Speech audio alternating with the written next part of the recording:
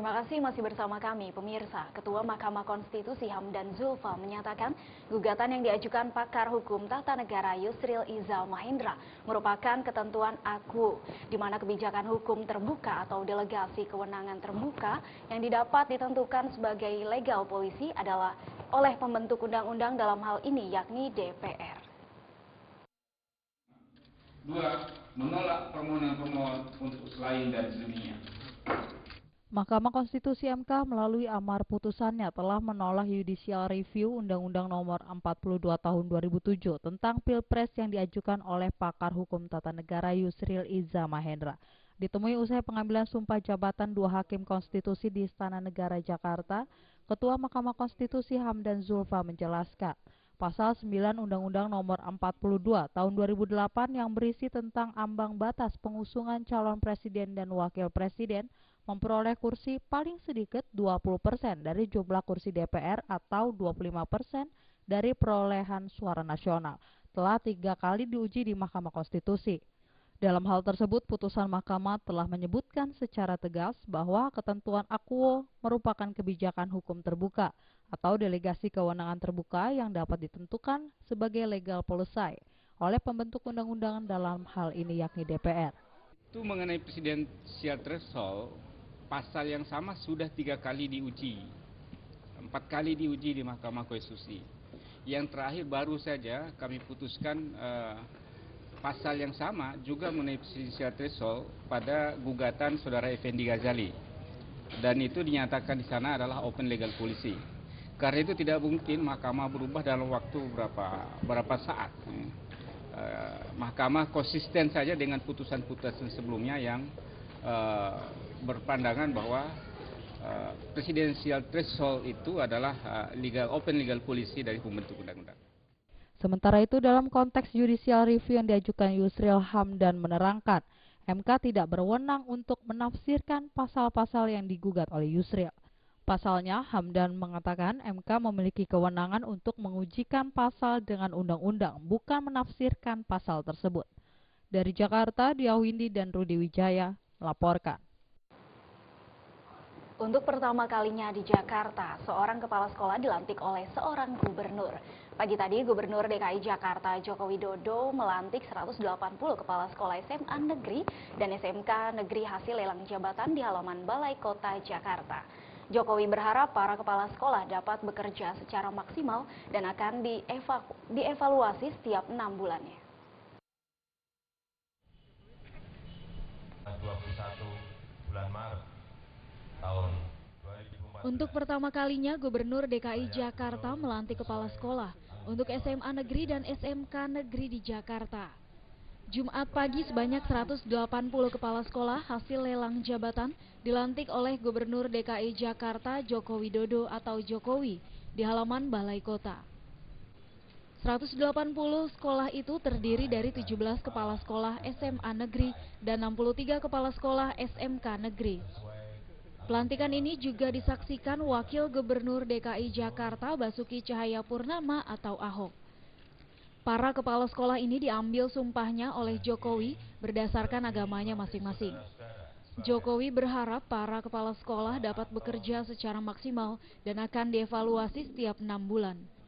Jika kinerja tidak memuaskan, ke 180 kepala sekolah tersebut harus siap diganti.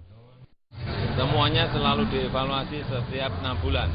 Seperti yang sekarang tadi itu ada 5 lurah sama 1 camat yang dengan terpaksa kita ganti karena performa kinerjanya tidak sesuai dengan standar yang sudah kita tentukan.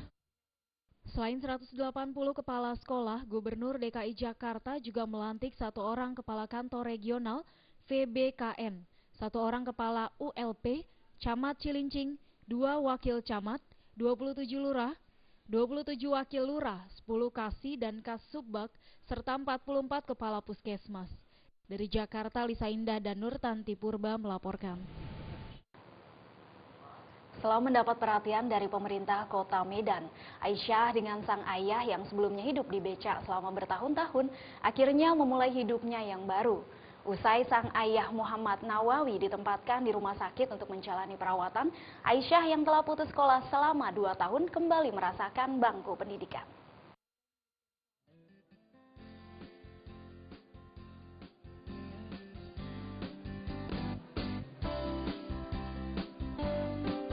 Inilah raut wajah bahagia Aisyah yang akhirnya kembali merasakan bangku pendidikan yang sebelumnya pernah ia rasakan sekitar 2 tahun lalu. Dengan diantar langsung hingga ke dalam kelas sekolah negeri 060786 oleh pelaksana tugas Wali Kota Medan Zulmi Eldin, Aisyah kembali mengenyam pendidikan di bangku kelas 1 SD setelah Pemko mengelurkan tangannya untuk membantu Aisyah. Di sekolahnya yang baru, Aisyah yang mengenakan seragam pramuka di hari pertamanya bersekolah terlihat begitu antusias mengikuti pelajaran menulis yang saat itu diajarkan oleh sang guru. Meskipun sesekali terlihat masih cukup kaku karena telah 2 tahun lebih meninggalkan bangku pendidikan, Aisyah mengaku merasa senang dapat bersekolah lagi dan berjumpa dengan teman-teman barunya. Meskipun belum mengenal secara dekat dengan 40 teman sekelasnya. Gimana kumpulan? Udah kenalan sama kawan-kawan? Hari ini hari pertama sekolah, belajar apa Isa?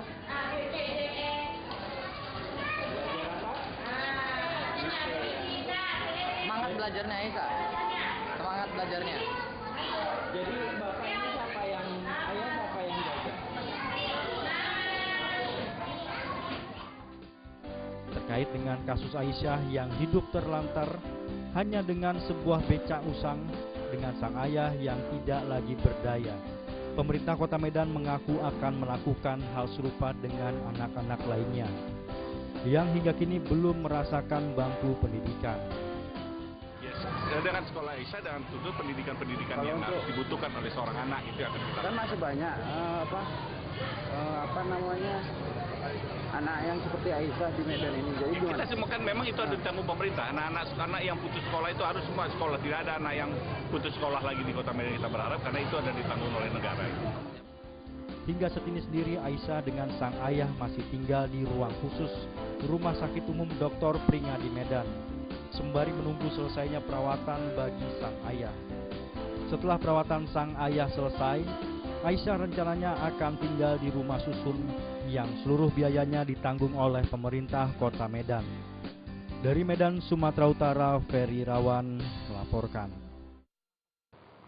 Jangan beranjak dulu pemirsa, di segmen terakhir kami masih memiliki sejumlah informasi. Tetaplah bersama kami.